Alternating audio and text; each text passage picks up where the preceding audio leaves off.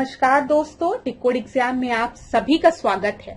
आज की क्लास में हम लोग डिस्कस करेंगे मॉक टेस्ट, जो कि आपके यूपीपीसीएस प्रीलिम्स और आरओ एआरओ दोनों परीक्षाओं के लिए बहुत ही महत्वपूर्ण है। तो चलिए आज की क्लास को स्टार्ट करेंगे मेरे साथ ऐश्वर्या सिंह के साथ। क्लास में किसी भी तरीके का डाउट होता है तो आप मुझसे कमेंट बॉक्स में पूछ सकते हैं। आज की क्लास को स्टार्ट करने से पहले मैं बहुत ही इंपॉर्टेंट वीडियो टेस्ट सीरीज के बारे में थोड़ी सी इंफॉर्मेशन आपको देना चाहती हूँ।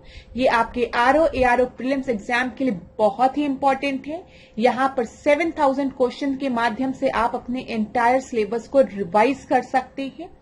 टॉपिक और subject wise daily target revision भी कर सकते हैं, जिसके के थ्रू आप अपने कंप्लीट सिलेबस को 3 बार रिवाइज कर सकते हैं। सॉल्व अनसॉल्व पीडीएफ आपको प्रोवाइड की जाएगी सारे टेस्ट की। जो टेस्ट में क्वेश्चंस आपको दिए जाएंगे वो बाइलिंगुअल क्वेश्चंस होंगे, मतलब हिंदी और इंग्लिश दोनों माध्यम के स्टूडेंट्स के लिए बेनिफिट होगा, किसी को भी कोई दिक्कत नहीं होगी। यहाँ पर आपको 4000 प्रश्नों का डिटेल्ड वीडियो सॉल्यूशन भी प्रोवाइड किया जाएगा। 15 full syllabus test series provide की जाएगी, जिसमें कि 3000 क्वेश्चंस होंगे क्लास। तो ये आपका एक बहुत ही इंपॉर्टेंट वीडियो टेस्ट सीरीज टिकोड एग्जाम आप लोगों के लिए लेकर आया है। अगर आपको इस वीडियो टेस्ट से रिलेटेड कोई भी इंफॉर्मेशन चाहिए तो यहाँ पर 2 व्हाट्सएप नंबर दिए गए हैं, यहाँ पर आप तुरंत कांटेक्ट करिए, आपको डिटेल्ड इंफॉर्मेशन इस कोर्स से रिलेटेड प्रोवाइड करा दी जाएगी। तो चलिए क्लास, अब आज के सेशन को स्टार्ट करते हैं अपने पहले प्रश्न के साथ। अलीपुर षड्यंत्र के संबंध में निम्नलिखित कथनों पर विचार कीजिए। ठीक है। डगलस किंग्सफोर्ड एक अलोकप्रिय ब्रिटिश मजिस्ट्रेट था जो मुजफ्फरपुर में फेंके गए बम का निशाना था। दूसरा आपको दिया गया है, बम फेंकने वाले क्रांतिकारी प्रफुल्ल चाकी और खुदीराम बोस थे। यहाँ पर आपसे बोला गया है कि सही उत्तर आपको चुनना है। तो देखिए क्लास, जो पहला स्टेटमेंट आपको दिया गया है, अलीपुर कॉन्स्पिरेसी केस में टारगेट कौन था? तो डगलस किंग्सफोर्ड पर ही बम फेंकने का षड्यंत्र किया गया था। किसने किया था? क्रांतिकारी प्रफुल्ल चाकी और खुदीराम बोस ने। याद रखिएगा। तो दोनों ही स्टेटमेंट बिल्कुल सही है। यहाँ पर आपका जो सही उत्तर है वो सी हो जाएगा। यहाँ पर लेकिन दुर्भाग्यवश क्या हुआ था, जिस गाड़ी पर बम फेंका गया था उस गाड़ी पर डगलस किंग्सफोर्ड नहीं बैठा था, बल्कि 2 अंग्रेजी महिलाएं बैठी थी, और इस हमले में उन दोनों अंग्रेजी महिलाओं का निधन भी हो गया था, उनकी मौत भी हो गई थी। ठीक है। तो यहाँ पर याद रखिएगा, फर्स्ट का सी आपका सही उत्तर है।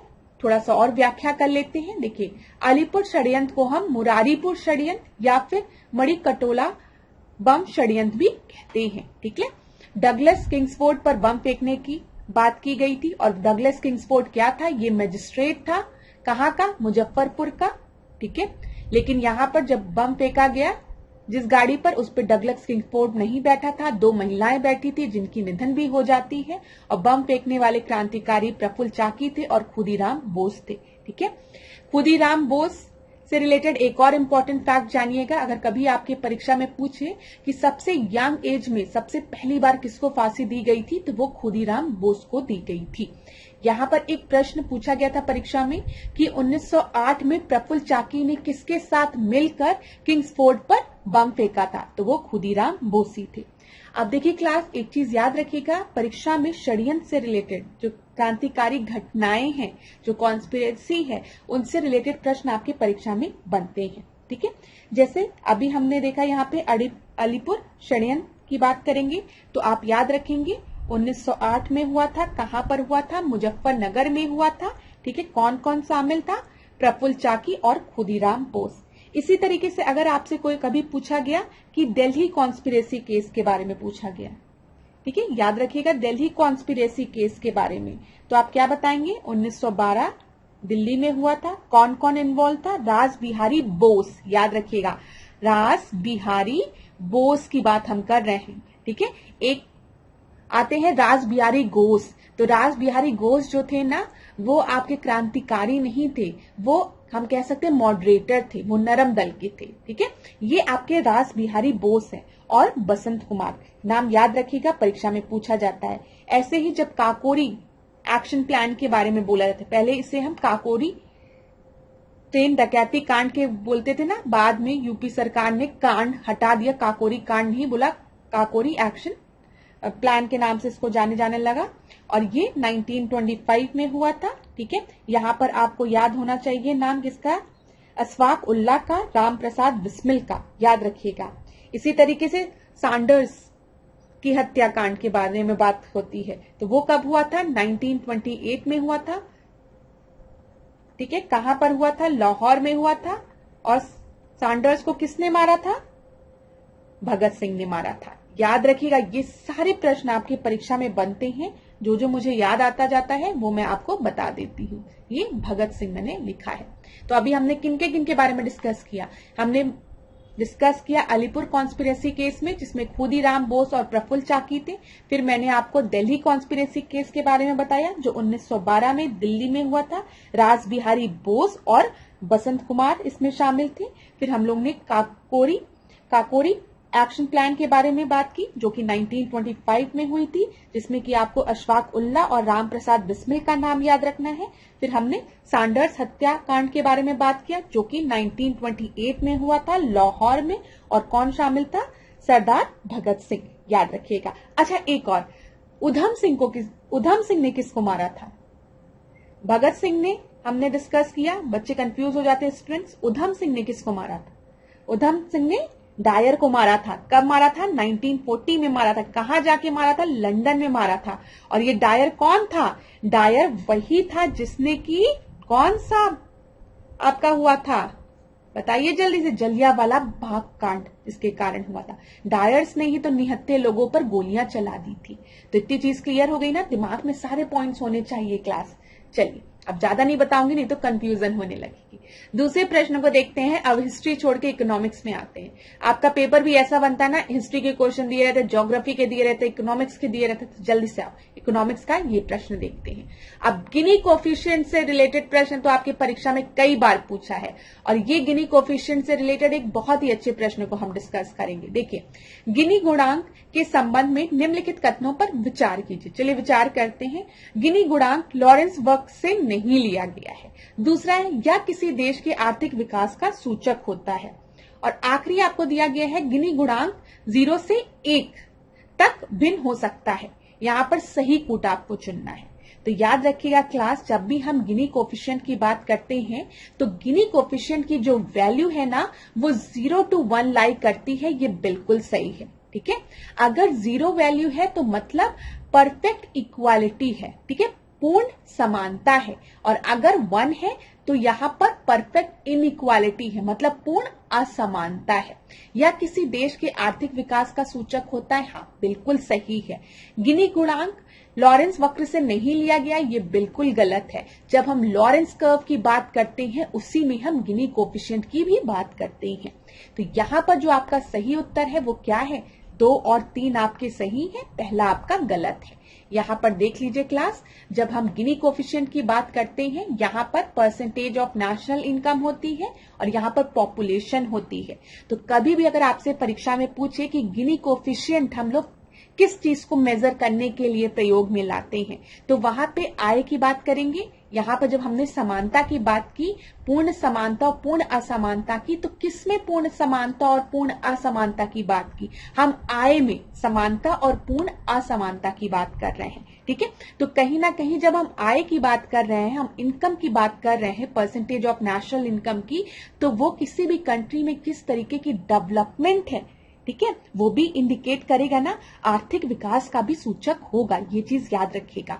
यहां पर नेशनल इनकम दी रहती है और इधर परसेंटेज ऑफ पॉपुलेशन दिया रहता है लॉरेंस कर्व में। ये आपका लॉरेंस कर्व है, याद रखिएगा क्लास। परीक्षा में अगर आपको कंफ्यूज किया जाए तो आप कंफ्यूज नहीं होंगे। तो इसमें हम क्या मेजर करते हैं, डिग्री ऑफ इनकम इनइक्वालिटी। ठीक है, आय की असमानता। अगर 0 होगा तो मतलब क्या, समानता है, पूरी तरीके से पूर्ण समानता है। और अगर 1 होगा गिनी कोफिशिएंट तो वो पूर्ण असमानता बताएगा। ठीक है, किसमें, आय में। ठीक है, और ये लॉरेंस कर्व आपका बनता है। इतनी चीज क्लियर हो गई ना क्लास। ये आपके परीक्षा में कई बार पूछा गया प्रश्न है, इसलिए मैंने आपको बता दिया। चलिए अगला हम देखते हैं तीसरा प्रश्न। ये भी इकोनॉमिक्स का प्रश्न है। स्टैगफ्लेशन की बात की गई है। यह एक ऐसी स्थिति है जिसमें मुद्रास्फीति की दर अधिक होती है, आर्थिक विकास दर धीमी होती है। दूसरा दिया गया है बेरोजगारी लगातार कम बनी हुई होती है। ठीक है, यहां पर आपका सही उत्तर क्या होगा ये पूछा गया है, बताइए यहां पर आपका सही उत्तर क्या होगा।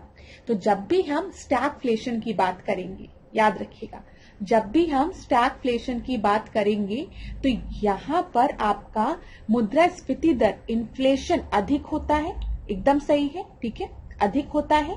और आर्थिक विकास दर जो इकोनॉमिक डेवलपमेंट, इकोनॉमिक ग्रोथ होता है वो बहुत धीमी होता है, बिल्कुल सही है। क्यों?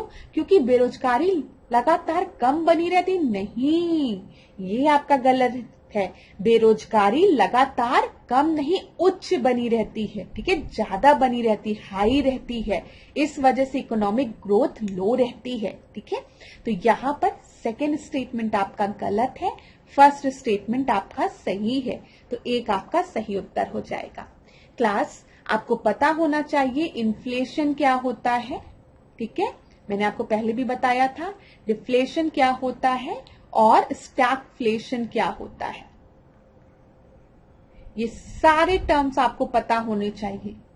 मैंने आपको पहले भी बताया था कि जब आपके दादाजी बैठते हैं तो दादाजी क्या कहते हैं कि 1 रुपए में, दादाजी क्यों, आपके पिताजी भी बैठते होंगे तो कहते होंगे कि 1 रुपए में तुम लोग 1 रुपए की वैल्यू हमारे समय में सोचो क्या होती थी। जब हमारे पिताजी हमको 1 रुपए देते थे तो हम उसमें अपने कॉलेज की फीस भी दे देते थे, अपने 2 जोड़ी कपड़े भी खरीद लेते थे और भरपेट खाना भी खा लेते थे।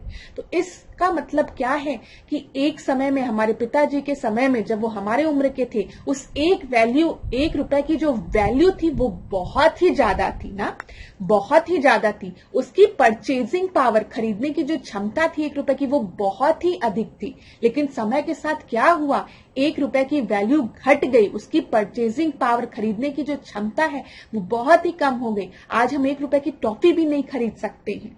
तो हम कहते हैं ना महंगाई बढ़ गई। तो एक तरीके से हम कह सकते हैं इन्फ्लेशन आया। कैसे इन्फ्लेशन आया? जो करेंसी है, ठीक है, उसकी वैल्यू समय के साथ कम हो गई और परचेजिंग पावर घट गई।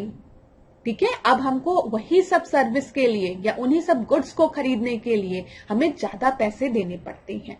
अब यहीं पे इसका उल्टा हो जाए कि हमारे पिताजी कहें कि बेटा तुम तो 1 रुपए में कॉलेज भी चले जा रहे हो, सीधे एकदम उल्टा आप अपने पिताजी से कहिए, अरे पिताजी आप 1 रुपए में कुछ नहीं कर पाते थे, आज देखिए मैं 1 रुपए में अपने कॉलेज की फीस भी दे देता हूँ, कपड़ा भी खरीद लेता हूँ, खाना भी खा लेता हूँ और मूवी भी देख लेता हूँ। तो इसका उल्टा क्या हो जाएगा, आपका डिफ्लेशन हो जाएगा। ठीक है, मतलब समय के साथ जो वैल्यू है करेंसी की वो आपकी बढ़ गई, परचेजिंग पावर बढ़ गई। ये चीज क्लियर हो गया। स्टैगफ्लेशन में क्या होता है? स्टैगफ्लेशन में हम इन्फ्लेशन की तो बात करते ही हैं, साथ साथ हम कहते हैं कि किसी भी तरीके का इकोनॉमिक डेवलपमेंट नहीं हो रहा है, इकोनॉमिक ग्रोथ नहीं हो रही है और अनएम्प्लॉयमेंट भी बढ़ रही है। ठीक है, बेरोजगारी भी बढ़ती जा रही है। तो ये आपका क्या हो गया? आपका स्टैगफ्लेशन हो गया। इन्फ्लेशन होता है लेकिन इकोनॉमिक ग्रोथ तो होती है। आप कह सकते हैं ना हमारी इकोनॉमी ग्रो कर रही है, लेकिन अगर इकोनॉमी ग्रो भी ना करे, अनएम्प्लॉयमेंट भी रहे और इन्फ्लेशन भी रहे तो उसको स्टैगफ्लेशन कह सकते हैं। चलिए आगे बढ़ते हैं 4th प्रश्न पे। भारतीय डिपॉजिटरी रसीद की बात की गई है, आईडीआर की बात की गई है। आराम से पढ़ते हैं इसको।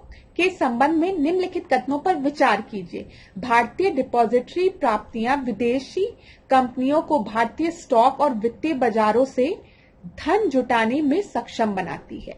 यहाँ पर स्टॉक की बात की गई है। ठीक है, जो आईडीआर है वो इनेबल करता है जो फॉरेन कंपनीज है उनको रेस करने के लिए, to raise capital from the Indian stock and financial market.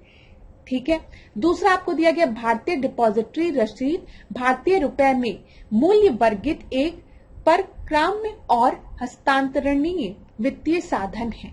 जो आईडीआर है वो negotiable and transferable financial instrument है डिनोमिनेटेड इन इंडियन रुपीज। अब आईडीआर की बात की गई है तो सही है ये। जब हम आईडीआर की बात करते हैं तो ये इंडियन रुपीज की हम बात करेंगे, एडीआर की बात करेंगे तो हम अमेरिकन डिपॉजिटरी रेसिप्ट की बात करेंगे जो अमेरिका में है, हम जीडीआर की बात करेंगे तो हम ग्लोबल की बात करेंगे।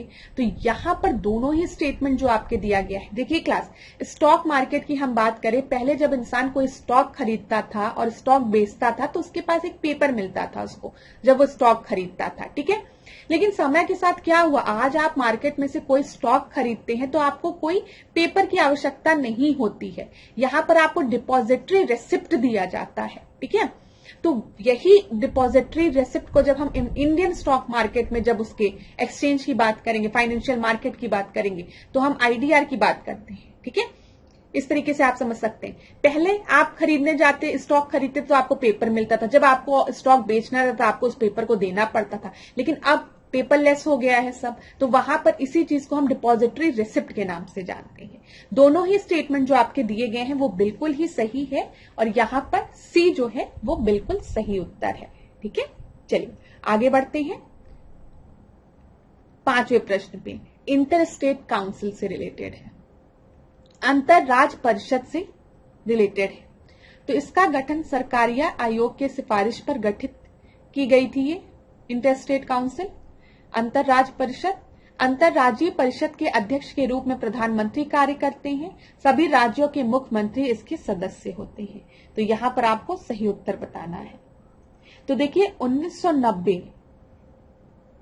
की अगर हम बात करेंगे तो इस समय सरकारिया आयोग की सिफारिश पर राष्ट्रपति के आदेश द्वारा इंटर स्टेट काउंसिल का गठन किया गया था, अंतर राज्य परिषद का गठन किया गया था।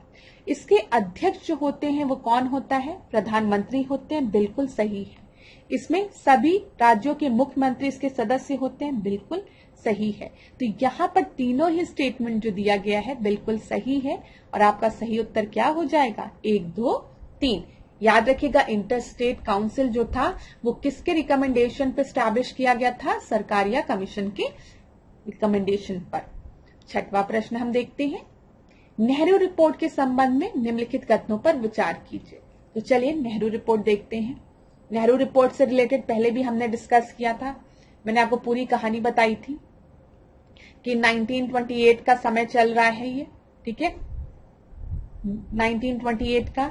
फिर उस समय ये 1927 इधर आपका नेहरू रिपोर्ट तैयार होती है और एक तरफ साइमन कमीशन की रिपोर्ट आती है। नेहरू रिपोर्ट साइमन कमीशन की रिपोर्ट के पहले ही आ जाता है। नेहरू रिपोर्ट जब आता है तो यहां पर हम किस चीज की डिमांड करते हैं, हम क्या कंप्लीट इंडिपेंडेंस की डिमांड करते हैं, पूर्ण स्वराज की? तो याद रखेगा नहीं, नेहरू रिपोर्ट में हम आखिरी बार डोमिनियन स्टेटस की मांग करते हैं।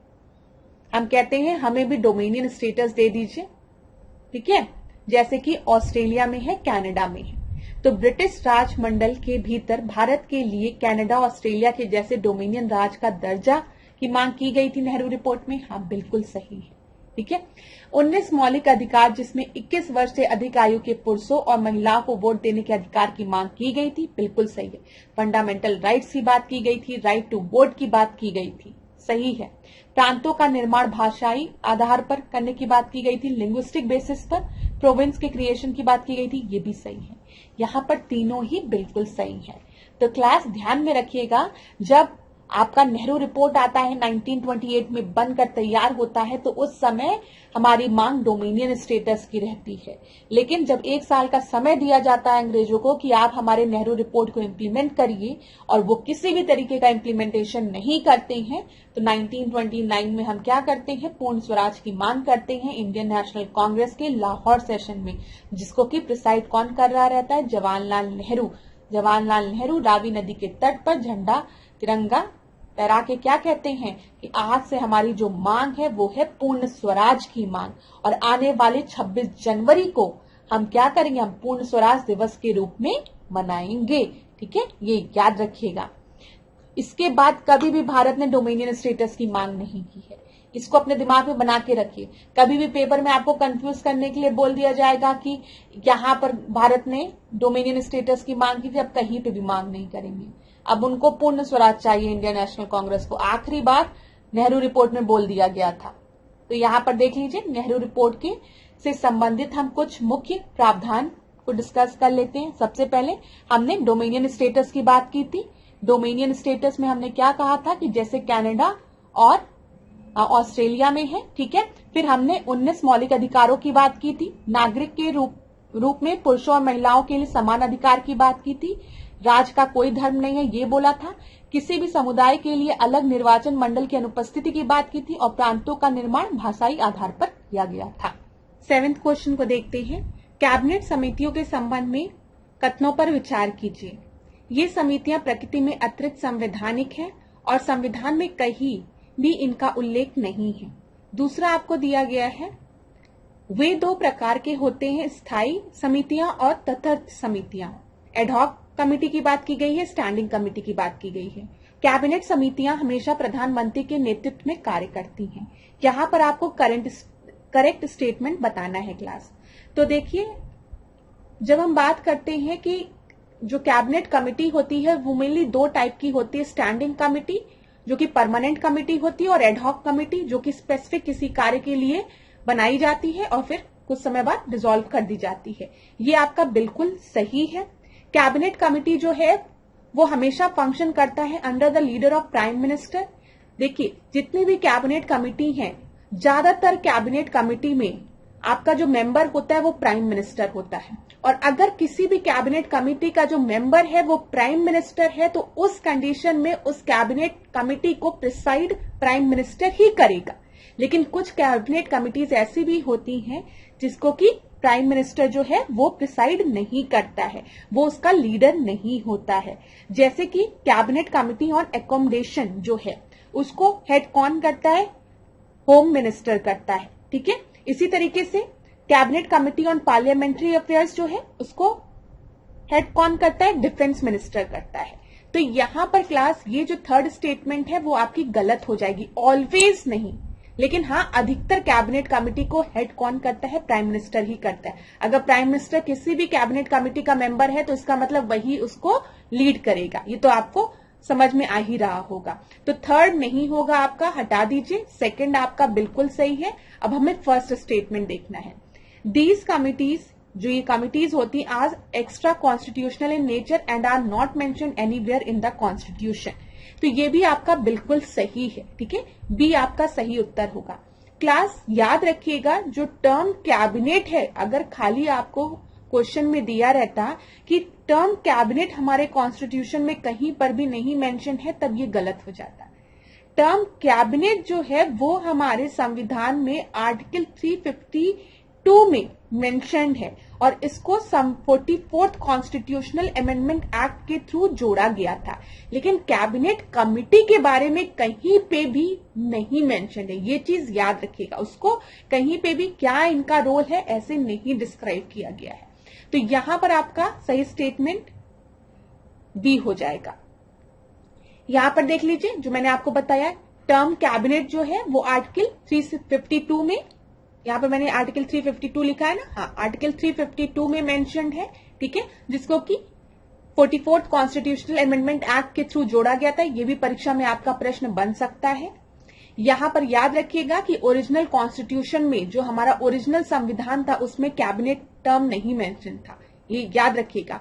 आर्टिकल 352 में जो कैबिनेट मेंशन है वो खाली council of minister consisting of prime minister and other minister of cabinet rank, ये इस तरीके से लिखा गया है, ठीक है। ये चीज याद रखिएगा, कहीं पर भी इनके पावर को डिस्क्राइब या इलेबोरेट नहीं किया गया है। ये अपने दिमाग में बना के रखिएगा, परीक्षा में कंफ्यूज करने के लिए आपको दे सकता है कि आर्टिकल 352 में कैबिनेट कमेटी के रोल और उनके पावर फंक्शंस को डिस्क्राइब किया गया नहीं। यहां पर खाली जो टर्म यूज किया गया है वो कैबिनेट रैंक यूज किया गया है, ठीक है। यहां पर एक चीज और जो मैंने आपको बताया कि अभी प्रेजेंट सिनेरियो में अगर हम देखेंगे जितनी भी कमिटीज हैं उनको हेड कौन करता है? प्राइम मिनिस्टर करते हैं, except cabinet committee on accommodation. Cabinet committee on accommodation को हेड कौन करता है? होम मिनिस्टर, ठीक है, याद रखिएगा, गृह मंत्री। और cabinet committee on parliamentary affair को कौन हेड करता है? डिफेंस मिनिस्टर, ठीक है। इसीलिए अगर कभी भी परीक्षा में ये दे दे कि जितने भी कैबिनेट कमिटीज हैं उनको प्राइम मिनिस्टर हेड करता है तो वो गलत हो जाएगा, क्योंकि ये एक्सेप्शंस हैं। क्लियर हो गई ना क्लास? तो यहां पर अगर आप स्क्रीनशॉट लेना चाहें तो स्क्रीनशॉट भी ले सकते हैं। कोई भी डाउट हुआ करे तो कमेंट बॉक्स में पूछ लिया करो। चलो 8वें प्रश्न को देखते हैं। निम्नलिखित में से कौन सा क्षेत्र हाल ही में प्राथमिकता क्षेत्र ऋण में जोड़ा गया है? तो यहाँ पर प्रायोरिटी सेक्टर लेंडिंग में किससे जोड़ा गया है, अब समय हो गया है लेकिन अभी रिसेंट में, सबसे रिसेंट में किसे जोड़ा गया है, तो यहाँ पर एक्सपोर्ट क्रेडिट दिया गया है, एजुकेशन दिया गया, हाउसिंग दिया गया है, रिन्यूएबल एनर्जी दिया गया है। तो प्रायोरिटी सेक्टर लैंडिंग क्या है बताइए। प्रायोरिटी सेक्टर लैंडिंग कुछ ऐसे सेक्टर्स हैं जहां पर बैंक को लेंड करना कंपलसरी है, ठीक है। प्रायोरिटी सेक्टर लैंडिंग जो है ये इंपॉर्टेंट रोल है जो आरबीआई द्वारा दिया गया, जो हमारा सेंट्रल बैंक है, ठीक है, उसके द्वारा जो हमारे यहाँ बैंक्स हैं उनको दिया गया है कि आप स्पेसिफिक पोर्शन जो है बैंक का वो लेंड करेंगे कुछ स्पेसिफिक सेक्टर्स में। मेनली 8 कैटेगरीज में इसको आपके डिवाइड किया गया है, जिसमें एग्रीकल्चर आता है, एमएसएमई आता है, एक्सपोर्ट क्रेडिट आता है, एजुकेशन लोन आता है, हाउसिंग, सोशल इंफ्रास्ट्रक्चर, रिन्यूएबल और अदर्स, ठीक है। तो यहां पर याद रखिएगा, तो यहां पर जो आपका सही उत्तर है वो है डी, ठीक है। ये चीज याद रखिएगा क्लास। आपको पता है ना कि हमारे देश में बहुत से ऐसे सेक्टर्स हैं जहां पर पैसे की जरूरत है, जैसे फार्मर्स हैं, ठीक है, स्मॉल स्केल फार्मर्स हैं, मार्जिनल फार्मर्स हैं, तो इनको फार्मिंग के लिए पैसे की आवश्यकता होती है और बैंक को पता है कि ये अभी इतनी जल्दी ऋण नहीं वापस दे पाएंगे, एनपीए होने के ज्यादातर चांसेस हैं, तो इस केस में बैंक कहेगा कि हम आपको लोन नहीं देंगे। तो इसलिए जो सेंट्रल बैंक है, आरबीआई है, उसने कहा है कि जो भी लेंडिंग है बैंक की वो कुछ स्पेसिफिक सेक्टर्स में कंपलसरी है, ठीक है, जिसमें कि आपके agriculture, micro small finance, micro small medium enterprises आते हैं जिसको कि हम एमएसएमई कहते हैं, एक्सपोर्ट क्रेडिट आता है, education, housing, social infrastructure, renewable और अदर्स। अदर्स में आपके जो पर्सनल लोन्स दिए जाते हैं वीकर सेक्शन को वो इंक्लूड रहता है, ठीक है, ये चीज याद रखिएगा। इतनी चीज क्लियर हो गई क्लास। चलिए आगे बढ़ते हैं अब हम लोग। यहां पर डी आपका सही होता है, सही है। 9वें प्रश्न को हम देखते हैं, भारत के निम्नलिखित में से कौन सा बायोस्फीयर रिजर्व की बात की गई है कि विश्व नेटवर्क में शामिल नहीं है, ठीक है। कौन सा बायोस्फीयर रिजर्व भारत में है जो कि इंक्लूडेड नहीं है world network of biosphere reserve में। तो यहां पर सुंदरबन दिया गया है, कंचनजंगा दिया गया, पन्ना दिया गया है और मानस दिया गया, मानसी नहीं मानस कर लीजिए, ठीक है। चलिए बताइए यहां पर आपका सही उत्तर क्या होगा। यहां पर आपका सही उत्तर जो है वो है मानस, डी, डी आपका सही उत्तर है। ये world network of biosphere reserve में नहीं इंक्लूडेड है।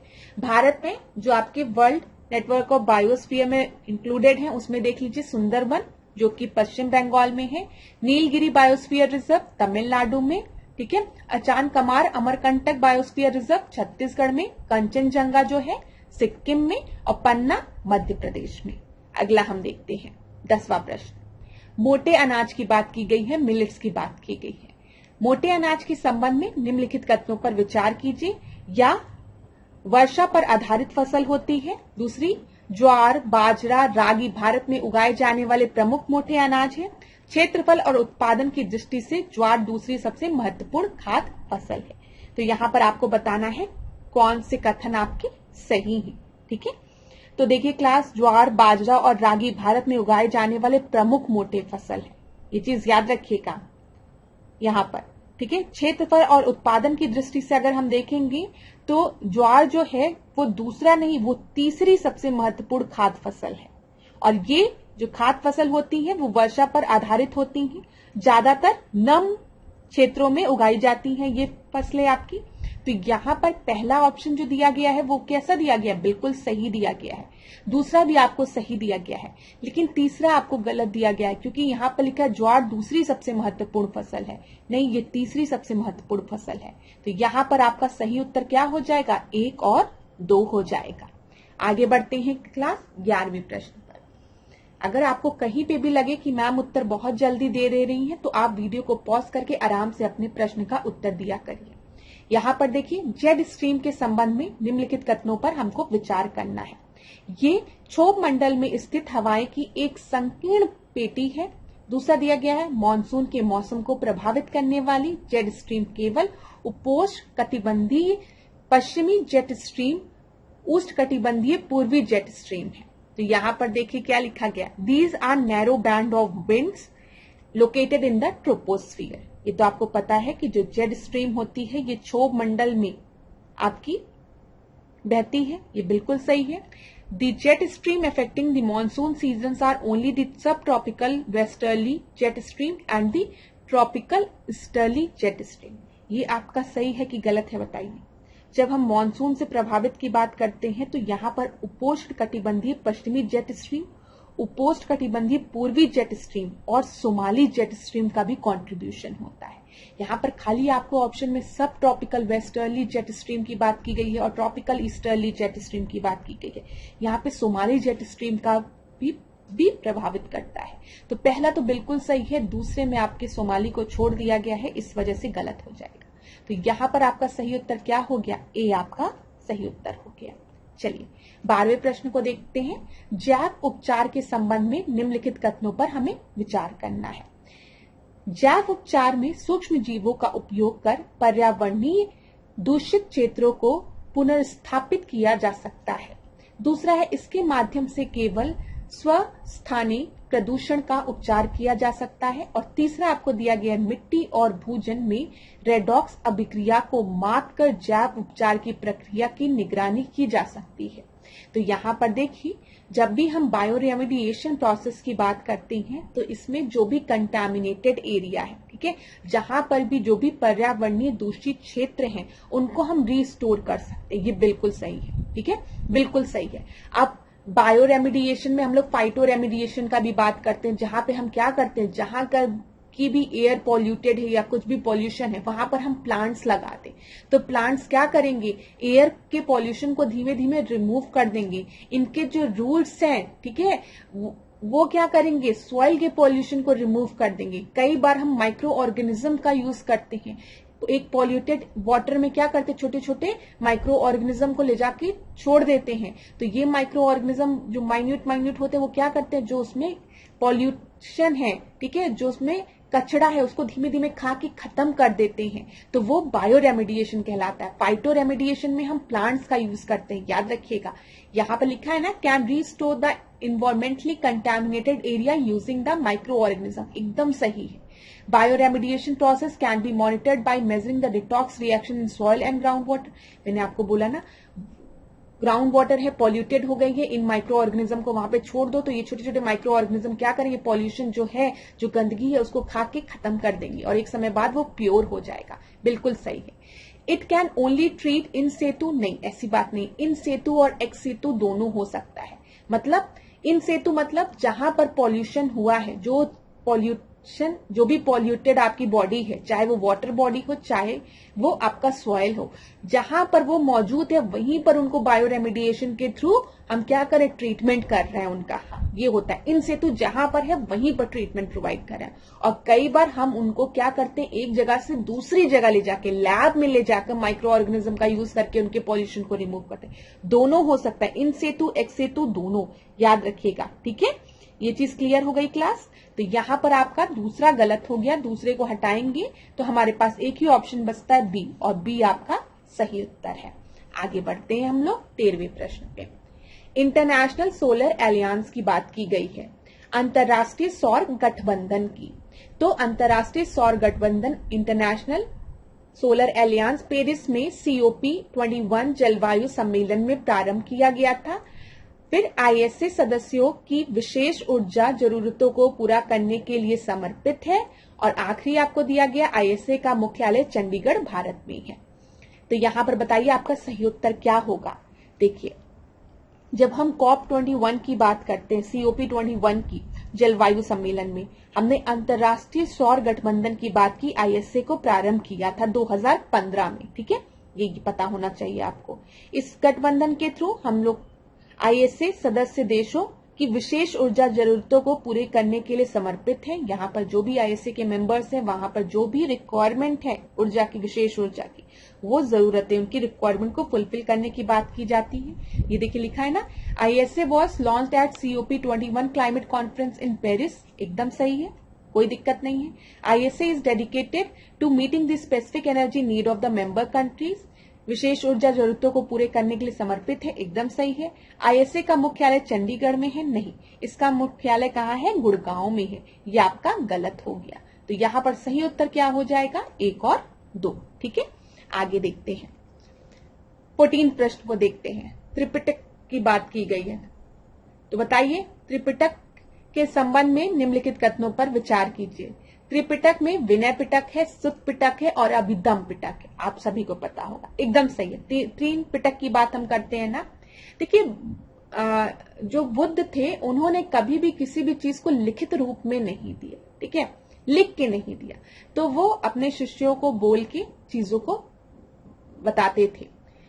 तो इनकी मृत्यु के बाद क्या हुआ, इनके जो शिष्य थे, जो भी टीचिंग्स थी लॉर्ड बुद्धा की, वो उनको लिखने लगे और एक पेटी में रखने लगे, ठीक है। उसी से त्रिपिटक की बात हो गई। तो विनय पिटक, सुतक पिटक और अभिधम पिटक की बात हम करते हैं। विनय पिटक में नियमों और नैतिक विषयों से संबंधित है विनय पिटक। बताइए, तो क्या ये रूल्स और एथिकल मैटर्स से रिलेटेड है विनय पिटक? एकदम सही है, ठीक है। विनय, विनम्रता याद रखिए, तो एक ऐसे याद रख सकते हैं, विनय की बात जब हम करते हैं, विनम्रता की हम बात करते हैं, तो नैतिकता होती है ये। तो विनय पिटक नैतिक विषयों से संबंधित है, कभी नहीं भूलेगा। अभिधम पिटक की बात करते हैं, तो इसमें बुद्ध के प्रवचनों और शिक्षाओं पर आधारित है और सुत्त पिटक बौद्ध दर्शन की व्याख्या करता है। तो यहाँ पर 3rd और 4th को इंटरचेंज कर दिया गया है। कैसे? अभिधम पिटक जो है वो बौद्ध दर्शन की व्याख्या करता है। समझ में आया? अभिधम पिटक की बात करेंगे तो वो बुद्धिस्ट फिलॉसफी की बात करता है और सुत्त पिटक जो है वो बुद्ध के प्रवचनों और शिक्षाओं पर आधारित है। तो यहाँ पर आपका सही उत्तर क्या हो जाएगा? सी आपका सही उत्तर हो जाएगा। क्यों सी सही उत्तर हो जाएगा? क्योंकि यहाँ पर गलत पूछा गया है। समझ में आया क्लास? करेक्ट नहीं, गलत पूछा गया है। अभिधम पिटक बौद्ध दर्शन की व्याख्या करता है, सुत्त पिटक बुद्ध के प्रवचनों और शिक्षाओं पर आधारित होता है। चलिए अगला प्रश्न देखते हैं, 15 प्रश्न। एक तरफ आपको मंदिर दिया गया है, दूसरी तरफ आपको साम्राज्य दिया गया, एम्पायर। बृहदेश्वर मंदिर, कैलाशनाथ मंदिर, पापनाथ मंदिर, ये हमने डिस्कस किया है। बृहदेश्वर मंदिर जो है वो कहाँ पर है? वो तमिलनाडु में है, तंजौर जिले में है, ठीक है। और ये किसके समय में बना था? चोल शासक के समय में। कौन था उस समय? कौन चोल शासक था? राजेंद्र प्रथम था, ठीक है। तो आपको पता होना चाहिए, फर्स्ट का सी 2 जगह दिया गया है। कैलाशनाथ की हम बात करेंगे तो ये आपका किसके समय में बना है? पल्लव के, ठीक है। तो सेकंड का बी। और पापनाथ जो है वो चालुक्य के समय में। तो सी आपका सही उत्तर हो गया। क्लियर हो गया क्लास? चलिए अगला हम देखते हैं 16 प्रश्न। स्पीकर प्रोटेम को कौन शपथ दिलाता है? जो प्रोटेम स्पीकर है उसको कौन शपथ दिलवाता है? बताइए, बताइए क्लास। जब हम बात करते हैं तो हमारे प्रोटेम स्पीकर के बारे में क्या है? हमारे संविधान में एक प्रावधान है कि अंतिम लोकसभा का अध्यक्ष नव निर्वाचित लोकसभा की पहली बैठक से ठीक पहले अपना पद खाली कर देता है, ठीक है। इसलिए राष्ट्रपति क्या करता है? लोकसभा के एक सदस्य को प्रोटेम स्पीकर के रूप में नियुक्त करता है एवं शपथ दिलाता है। तो यहाँ पर आपका जो सही उत्तर है वो एकदम आप लोग सही कह रहे हैं, ए सही उत्तर है, ठीक है। बिल्कुल भी मत कंफ्यूज होइएगा, आसान ऑप्शन था ये। अगला हम देखते हैं 17 प्रश्न। जूमिंग कृषि दिया गया है यहाँ पर और देश स्थान दिए गए हैं। तो जल्दी से बता दीजिए, शिफ्टिंग कल्टीवेशन और कंट्रीज के नाम दिए गए हैं। मिल्पा, जूमिंग, कैनिंगन और रोका। तो मिल्पा की हम बात करेंगे तो जूमिंग कल्टीवेशन आप जानते हैं ना। शिफ्टिंग कल्टीवेशन क्या होता है? एक फॉरेस्ट है खूब बड़ा सा, फॉरेस्ट में जो पेड़ हैं उनको कट करके लैंड को क्लियर कर दिया जाता है, एक पोर्शन लैंड को, और यहाँ पर खेती करना, एग्रीकल्चर करना शुरू कर दिया जाता है। जब ये भूमि अपनी उपजाऊ मतलब फर्टिलिटी को खो देती है, ये लेस फर्टाइल होने लगती है, तो आगे फॉरेस्ट में और बढ़ा जाता है और पेड़ काटे जाते हैं। फिर इन पेड़ को काट के एक पोर्शन पे फिर खेती शुरू कर दी जाती है। तो शिफ्ट करते रहते हैं ये। तो मिल्पा नाम से हम जूमिंग कृषि किस देश में इसको मिल्पा बोला जाता है? तो ये बताइए कहां पर? युकाटन में। ए का फोर्थ कहां दिया गया? यहां दिया गया, ठीक है। जूमिंग की बात करेंगे तो जूमिंग तो हमारे यहां ही बोला जाता है, नॉर्थ ईस्टर्न स्टेट में जूमिंग कल्टीवेशन। तो ये हो गया आपका बी का 3rd, ठीक है। कैनगिन की बात करेंगे तो ये कहां पर हो गया? बताइए, फिलीपींस में। रोका की बात करेंगे तो ब्राजील में। तो आपका सही उत्तर क्या हो गया? ए आपका सही उत्तर हो गया। परीक्षा में पूछा गया प्रश्न है, आप चाहें तो स्क्रीनशॉट भी ले सकते हैं। देखिए, मिल्पा युकाटन, जूमिंग उत्तर पूर्वी भारत, कैनिंगन फिलीपींस, रोका ब्राजील, रे वियतनाम, टावी, मेडागास्कर, ठीक है, मैसोल, कांगो, कोमाई, मैक्सिको, ओनुको, वेनेजुएला, टोंगिया, म्यांमार, चेन्ना, श्रीलंका और तमारी, थाईलैंड। ठीक है क्लास, अगला हम देखते हैं 18वां प्रश्न। पृथ्वी की सतह पर ऑक्सीजन के बाद सबसे प्रचुर मात्रा में कौन सा तत्व है? तो चलिए बताइए। सिलिकॉन, सोडियम, क्लोरीन होना चाहिए, क्लोरीन, ठीक है, फिर उसके बाद नाइट्रोजन। तो यहां पे आपका सही उत्तर क्या होगा बताइए। तो अगर हम मिट्टी की बात कर रहे हैं, पृथ्वी की सतह की बात कर रहे हैं, ठीक है, तो अगर हम मिट्टी की परत में देखें तो सबसे ज्यादा उसमें ऑक्सीजन पाया जाता है, अप्रोक्सीमेटली 46%, जो कि आपके क्वेश्चन में दिया गया है। ठीक है, इसके बाद 27% अप्रोक्सीमेटली सिलिकॉन प्रेजेंट होता है। तो ए आपका सही उत्तर है। अगला हम देखते हैं 19वां प्रश्न। मीका के संबंध में सही कथन का पता लगाएं। चलिए, माइका की बात की गई है यहां पर। माइका से रिलेटेड, या उष्मा का सुचालक होता है और विद्युत का कुचालक होता है। मतलब ये गुड कंडक्टर ऑफ हीट होता है और insulator, bad conductor of electricity होता है। दूसरा दिया गया है ये पुअर कंडक्टर ऑफ हीट होता है और गुड कंडक्टर ऑफ इलेक्ट्रिसिटी होता है। तीसरा दिया गया ये गुड कंडक्टर ऑफ हीट और इलेक्ट्रिसिटी दोनों होता है। और डी दिया गया है ये इंसुलेटर होता है हीट के लिए भी, मतलब ये बैड कंडक्टर होता है हीट और इलेक्ट्रिसिटी दोनों के लिए। तो जब हम माइका की बात करेंगे तो याद रखिएगा, जो अभ्रक होता है वो विद्युत का कुचालक होता है, बैड कंडक्टर होता है, लेकिन हीट का गुड कंडक्टर होता है, सुचालक होता है। तो कौन सा ऑप्शन आपको दिया गया है यहाँ पर? जो माइका है वो good conductor of heat and bad conductor of insulator of electricity, bad conductor of electricity. ठीक है, चलो 20वां प्रश्न देखते हैं। लोकसभा व विधानसभा चुनाव में कोई हारा हुआ प्रत्याशी अपनी जमानत खो देता है यदि उसे कुल वैध मतों का प्राप्त न हो। तो जल्दी से बता दीजिए कितना वैध मतों का? 1/3, 1/4, 1/5 या 1/6। तो यहां पर आपका सही उत्तर क्या है? यहां पर अगर उसे अपने वैध मतों का 1/6 ना प्राप्त हो तो जो बेल है वो लूज कर देता है। ठीक है, in Lok Sabha and legislative assembly the election a candidate loses his her bail if he she does not get the total valid vote 1/6 of the total valid vote. ठीक है, याद रखिएगा, डी आपका सही उत्तर है। 21वां प्रश्न देखते हैं। अरावली पर्वतमाला के संबंध में गलत कथन का पता लगाएं। चाहे तो वीडियो को पॉज कर लीजिए, थोड़ा बड़ा प्रश्न है।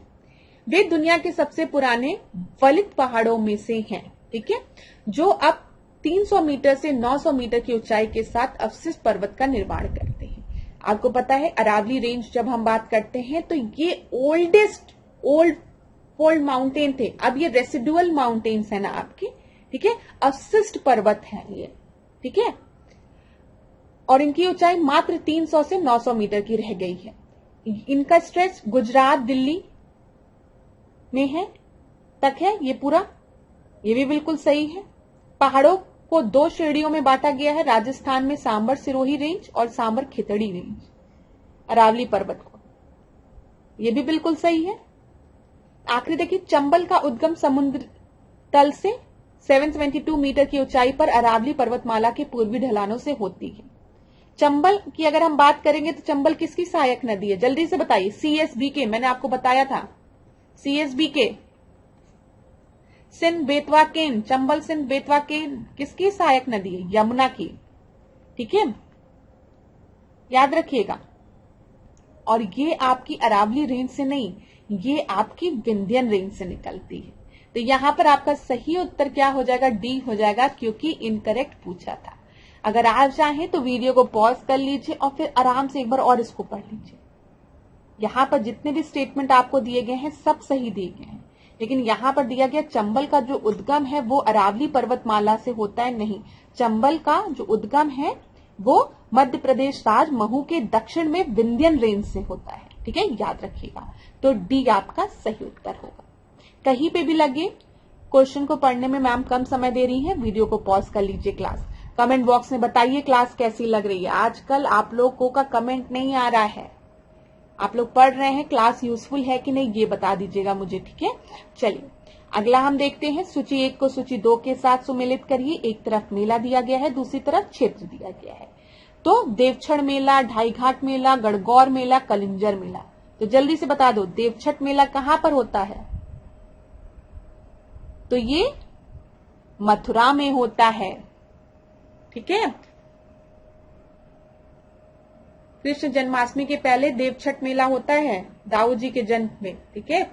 तो यहां पर देखिए ए का आपका क्या हो जाएगा? मथुरा 1 हो जाएगा, एक ही जगह दिया गया है। ढाई घाट मेला की बात करेंगे, ढाई घाट मेला कहां पर होता है? शाहजहांपुर में, ठीक है। गणगौर मेला कहां पर होता है? आगरा में। कालिंजर मेला कहां होता है? बांदा में। तो यहां पर ए आपका सही उत्तर हो गया। अगला हम देखते हैं 23वां प्रश्न, राष्ट्रीय मानवाधिकार आयोग के संबंध में निम्नलिखित कथनों पर विचार कीजिए। एनएचआरसी के बारे में बात की गई है, नेशनल ह्यूमन राइट कमीशन के बारे में। नेशनल ह्यूमन राइट कमीशन का गठन कब हुआ था? 12 अक्टूबर 1993 में, एकदम सही है। अध्यक्ष भारत का सेवानिवृत्त मुख्य न्यायाधीश या सर्वोच्च न्यायालय के न्यायाधीश होते हैं, ये भी बिल्कुल सही है, ठीक है। जो चेयरपर्सन होते हैं वो retired chief justice of India होते हैं या जज ऑफ द सुप्रीम कोर्ट होते हैं, सही है। तो यहां पर आपका सही उत्तर क्या हो जाएगा? सी आपका सही उत्तर हो जाएगा। अगला देखते हैं 24वां प्रश्न, प्रजातियों की समृद्धि की अल्फा विविधता के संबंध में निम्नलिखित कथनों पर विचार कीजिए। यह किसी विशेष क्षेत्र या पारिस्थितिकी तंत्र के भीतर विविधता को संदर्भित करता है। यह आमतौर पर पारिस्थितिकी तंत्र में प्रजातियों की संख्या द्वारा व्यक्त किया जाता है। तो बताइए यहां पर सही उत्तर क्या होगा? तो जब हम बोलते हैं अल्फा डायवर्सिटी के बारे में, तो हम किसी पर्टिकुलर एरिया में डायवर्सिटी की बात करते हैं। हाँ, एकदम सही है। It is generally express by the number of species in the ecosystem, ये भी सही है। तो ये दोनों ही बिल्कुल सही है। मैंने आपको कई बार बताया है कि जब हम डायवर्सिटी की बात करते हैं तो हम अल्फा डायवर्सिटी की बात करते हैं, हम बीटा डायवर्सिटी की बात करते हैं, हम गामा डायवर्सिटी की बात करते हैं। अल्फा डायवर्सिटी मतलब हम एक स्पेसिफिक इकोसिस्टम में, जैसे हम एक एक्वेटिक इकोसिस्टम ले रहे हैं, जलीय पारितंत्र ले रहे हैं, तो हम इसी स्पेसिफिक जलीय पारितंत्र में हम देखेंगे किस तरीके की विभिन्नता है, ठीक है, डायवर्सिटी है, किस तरीके की विभिन्न प्रजातियां हमें यहां मिलती है। जब बीटा डायवर्सिटी की बात करेंगे तो यहां पर हम दो बायोडायवर्सिटी को कंपेयर करेंगे। जैसे यहाँ पे एक्वेटिक बायोडायवर्सिटी है, इधर आपका टेरेस्ट्रियल है, मतलब हम जलीय पारितंत्र को और स्थलीय पारितंत्र को कंपेयर कर रहे हैं किस तरीके से भिन्नता है। और अल्फा की बात करेंगे तो हम कई इकोसिस्टम को, कई पारितंत्र को हम एक साथ देखेंगे, ठीक है। तो बस एक तरीके से जो पारितंत्र की जो साइज है वो अल्फा बीटा गामा में आपकी बढ़ जाती है, और ठीक है, यही चीज आपको याद रखना है। तो यहां पर सी आपका सही उत्तर था। 25वां प्रश्न हम देखते हैं, भारतीय हॉट इंडियन हॉक डियर की बात की गई है, किस संदर्भ में निम्नलिखित कथनों पर विचार करना है। तो बताइए, ये एक इंडेंजर्ड स्पीशीज है जो कि IUCN रेड लिस्ट में है। पेपर में कई बार पूछता है कि रेड लिस्ट कौन जारी करता है, तो IUCN, ठीक है। Endangered species, critically endangered species, extinct species की हम बात करते हैं।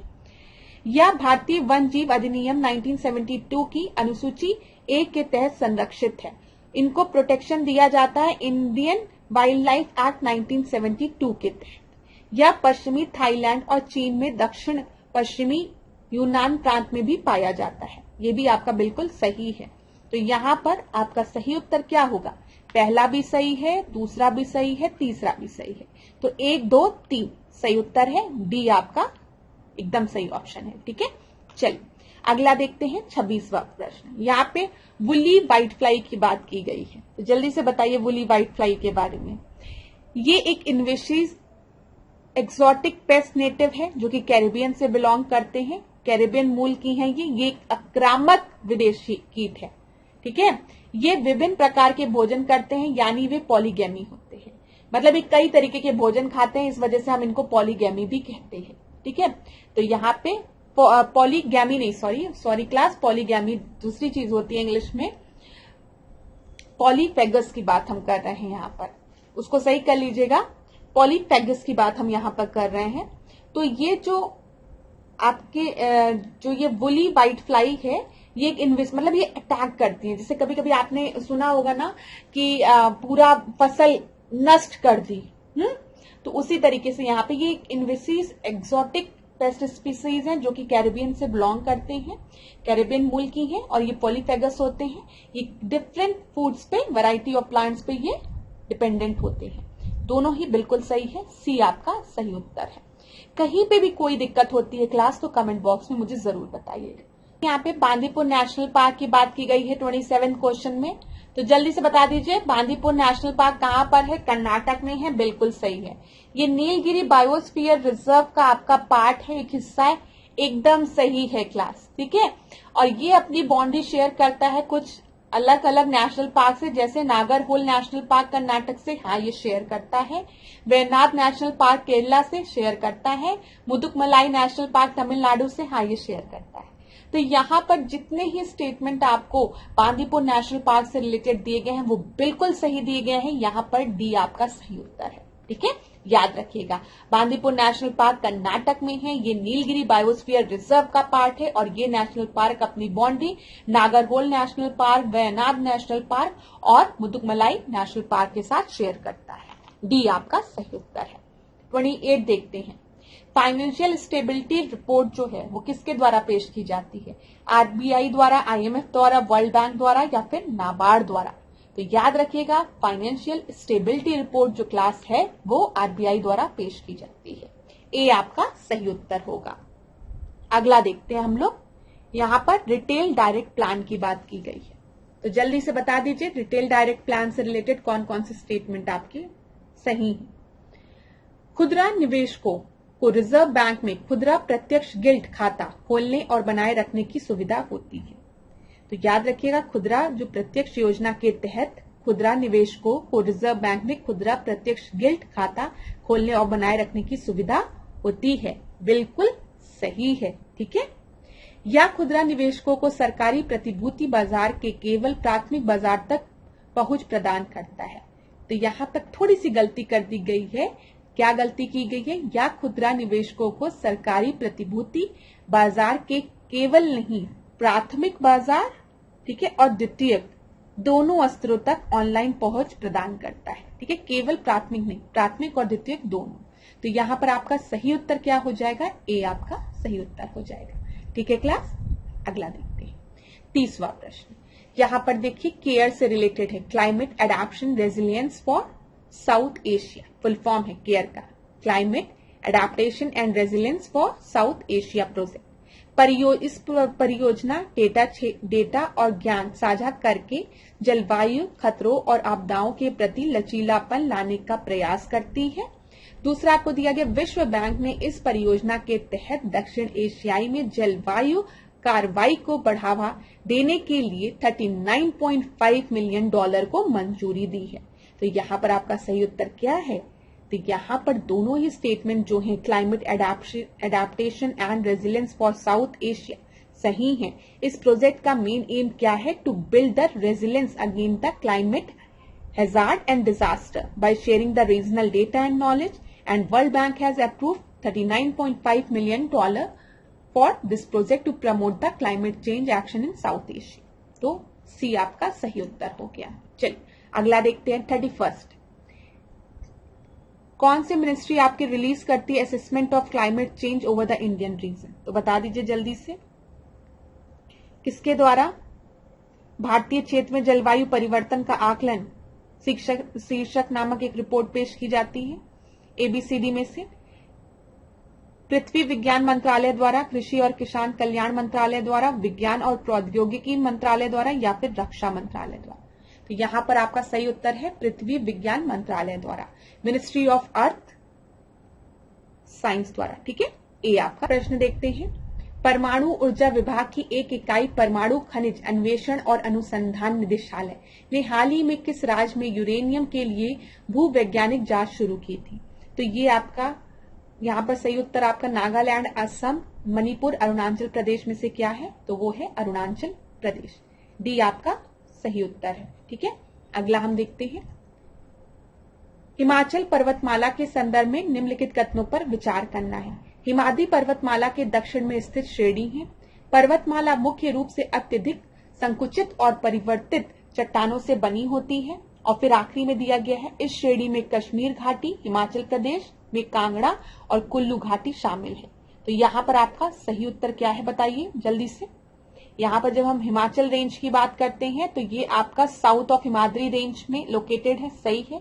ये रेंज जो है वो आपकी प्राइमरली कंपोज्ड है of highly compressed and Altered rock से। इसमें आपकी कश्मीर वैली, कांगड़ा, कुल्लू वैली ये सब इंक्लूडेड है। यहाँ पर तीनों ही स्टेटमेंट जो है क्लास वो बिल्कुल सही है आपका, ठीक है। जितने भी हिल स्टेशन है ना, जैसे कि कश्मीर घाटी, हिमाचल प्रदेश में कांगड़ा, कुल्लू घाटी, ये सब आपकी यहाँ पर लोकेटेड है, ठीक है। हिमाद्री जो आपकी हिमाचल रेंज, हिमाद्री रेंज में। चलिए अगला देखते हैं 35th। मालवा पठार के संबंध में निम्नलिखित कथनों पर विचार कीजिए। तो चलिए विचार कीजिए। यह मध्य भारत के पठार और उत्तर में बुंदेलखंड उच्च भूमि, पूर्व और दक्षिण में विंध्य रेंज और पश्चिम में गुजरात के मैदान से घिरी है। मालवा प्लेटो की बात कर रहे हैं क्लास, ये आपके बॉर्डर्ड बाय सेंट्रल इंडियन प्लेटो, ठीक है। बुंदेलखंड, ठीक है, हम बुंदेलखंड आपको मिलता है रीजन उधर, विंध्यन रेंज भी आपको मिलती है और गुजरात के प्लेन्स भी मिलते हैं, सही है। दूसरा आपको दिया गया है कि volcanic plateau include central Madhya Pradesh and southern eastern Rajasthan. यहाँ पे ज्वालामुखी मूल के पठार में मध्य प्रदेश राज्य और दक्षिण पूर्वी राजस्थान शामिल है। ये भी आपका बिल्कुल सही है। और इस प्रश्न का सही उत्तर क्या हो गया, सी हो गया। तो सी आपका बिल्कुल सही उत्तर है। ये क्लास आज के सेशन को अब यहीं पे एंड करते हैं। नेक्स्ट क्लास में आपसे मिलेंगे और प्रश्नों के साथ। आज की क्लास में आपके कितने प्रश्न सही हुए कमेंट बॉक्स में बताइएगा। क्लास में किसी भी तरीके का डाउट होता है तो आप कमेंट बॉक्स में मुझे बता सकते हैं। अगर आपका डाउट वहीं पर रिजॉल्व हो सकता है तो मैं तुरंत ही आपको कमेंट बॉक्स में मैसेज कर दूंगी। अगर मुझे लगता है कि नेक्स्ट क्लास में इसको डिस्कस करना चाहिए तो हम उसको नेक्स्ट क्लास में डिस्कस भी कर लेंगे, ठीक है। तो जैसे जैसे आपकी परीक्षा पास आ रही है आप क्या करेंगे, आप और मेहनत करेंगे, ठीक है। बिल्कुल भी परेशान नहीं होंगे, दुगनी मेहनत के साथ पढ़ेंगे। और बार बार दिमाग में अगर निगेटिव थॉट आएगा तो उसको कहेंगे कि अरे प्रीलिम्स हो जाने दो, उसके बाद सोचेंगे क्या होगा क्या नहीं होगा। अब मेरे पास कम समय बचा है और मैं खाली अपना कर्म करूंगा, पढ़ाई करूंगा या करूंगी, ठीक है। तो बिल्कुल भी निराश नहीं होना है, पढ़ते रहना है और पास्ट ईयर्स के क्वेश्चन, मॉक टेस्ट जरूर लगाना है, बार बार चीजों को रिवाइज करना है, ठीक है। और आपका सिलेक्शन जरूर होगा क्लास, बिल्कुल भी चिंता मत करिएगा। कोई भी डाउट होता है कमेंट बॉक्स में आप लोग बताइएगा। धन्यवाद। आशा करती हूँ आप लोग खूब पढ़े, खूब आगे बढ़े, आप लोग का दिन खूब अच्छा जाए। इसी तरीके से मेरे साथ ऐश्वर्या सिंह के साथ डिकोड एग्जाम के साथ बने रहिए। Thank you class.